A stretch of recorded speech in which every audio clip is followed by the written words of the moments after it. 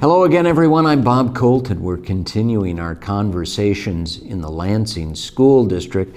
It's my honor and pleasure to be joined by Rosalyn Williams, who is a Lansing School District Board of Education member who recently joined the Board of Education. Rosalyn, welcome, and thank you for being part of the Board of Education, running for the Board of Education. It is not a glamorous job, as you know. I mean, it's an unpaid position, and you run for election, and it's really hard, but you decided to take it on. Talk a little bit about why, your passion for public education, why you wanted to be on the school board and the Board of Education, and what are you looking forward to in the future? Wow. Thanks, Bob. That was a lot. However, first let me say thank you to Lansing and to all the voters for making this possible.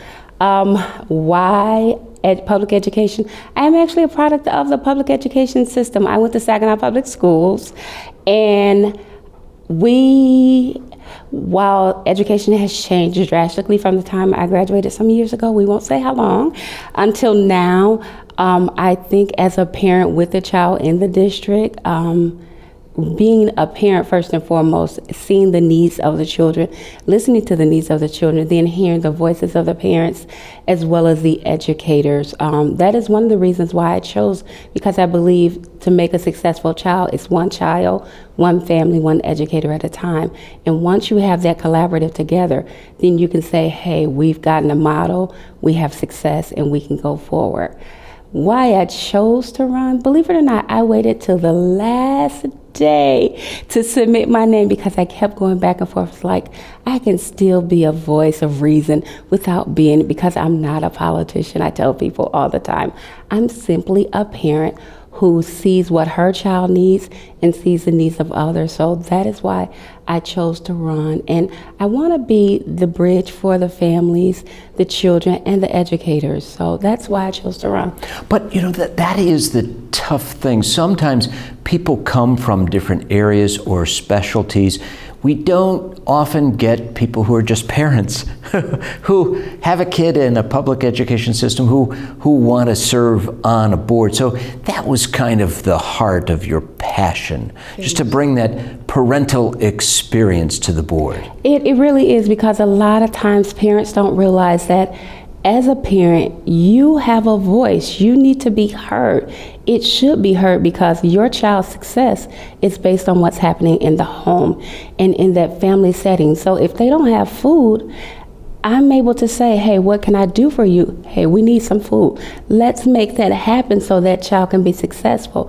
If they don't have the tools that we need, as a parent, I want to be able to say, let me network you or connect you with the right people so that because again, if the child is successful, the family is successful. And going forward, you have productive human beings in the society. Lansing as a school district is really going through a dramatic time of change. New schools being built, and the population of kids is evolving and changing. Families moving in, families moving out, different sort of things.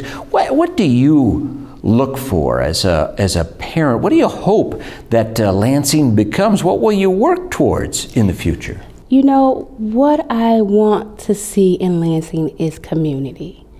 Community. When I was a child, literally everybody on my block, if I got in trouble, we were a community. Somebody on that block was going to get me at least once, maybe twice, even before I got home. But then when it was something that was great, that block celebrated that child. I think Hillary Clinton said it best. It takes a village to raise one child. And somewhere along the way, we lost that village mentality. And I think it's time for us to bring it back. I mean, I'm not at school all day because I have a full-time job. I teach my children that your teachers are your parents when you are at school. How you treat me is how you should treat them. Respect is another thing that I would love to see in the community again. I mean, our young people are so socially media driven that yes ma'am, no ma'am, the simple norms and the simple morals and values that we were taught it's gone out the door. So I want to just see the simple things brought back to make that family, to make that community, to make that village, to make this city great again. It is kind of exciting to see Lansing welcome a lot of families who are international in scope and come in from different countries because of immigration. The school district offers a lot of languages, which really is exciting, makes us so diverse. What do you think about the changes that Lansing has gone through and is really accommodating now? It really is kind of cool to see Afghan families come in recently. It makes it exciting in the district. I think that's what's a really good focal point for Lansing, because we are diverse. It reminds me of what this country was built on, the melting pot. There, everybody comes for freedom, liberties and stuff like that. However, it's also going to be a challenge because with English being a second language to many of those, do we have the things in place for these families? What resources?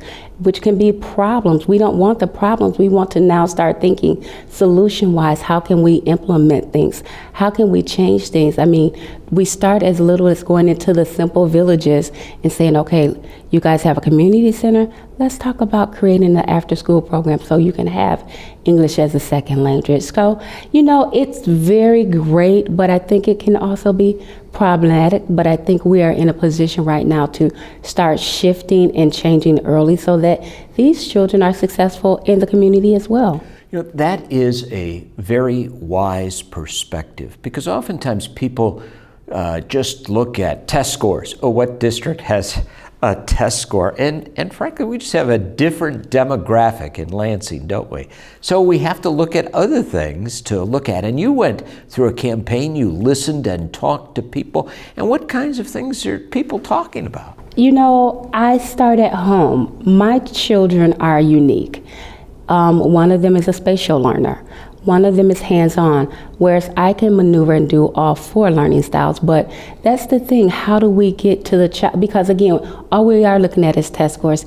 Each child learns differently, and it's recognizing how they learn and how we can get them to actually cohesively understand. I mean, my 15-year-old is tech savvy, but he hates to read. So how we do it at home is, okay, we're gonna buy the book, but we're also going to buy the audio, and we're going to read it, and we're going to talk about it together. So understanding the learning styles of the children, understanding that test scores, we're adults. We freak out when we see a test like, they told me always answer C when I'm not sure.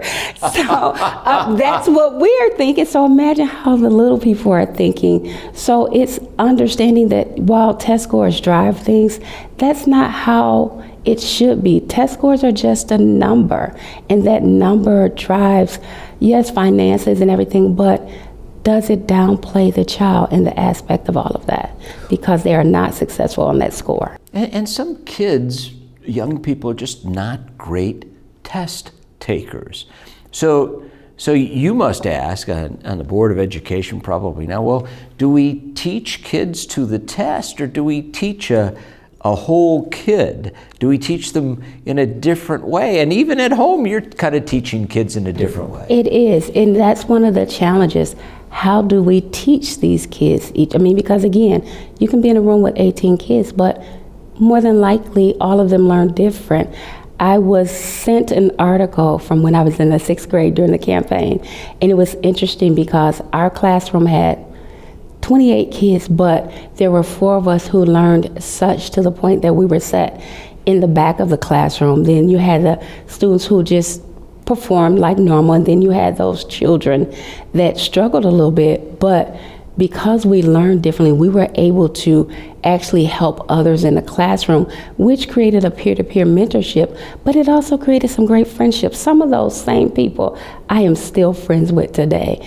And so when I saw that, I was like, wow, we never made people feel any different based on how they learn, based on their test scores.